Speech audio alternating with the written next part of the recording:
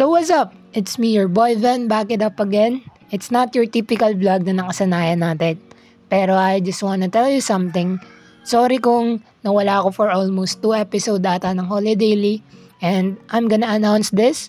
This is gonna be the last episode ng Holiday Daily. At syempre, this is gonna be the last vlog natin ngayong March. Nasabi ko na naman sa inyo na around April is mawawala talaga ako kasi kailangan ko ng focus at kailangan ko ng tumirada. So, itetake ko na yung chance para makabawi-bawi naman. Siyempre, hindi pa naman huli ang lahat. Makakabawi pa rin naman tayo para ma-achieve natin yung mga sinet nating goal. At huwag kayong mag-alala, babalik naman ako with some solid contents, challenges, and another gameplays sa Sparks Kun. At syempre, mag-subscribe kayo sa Sparks, sa musika ni Sparks. Doon ko na i-upload lahat ng kanta na i-release natin, okay?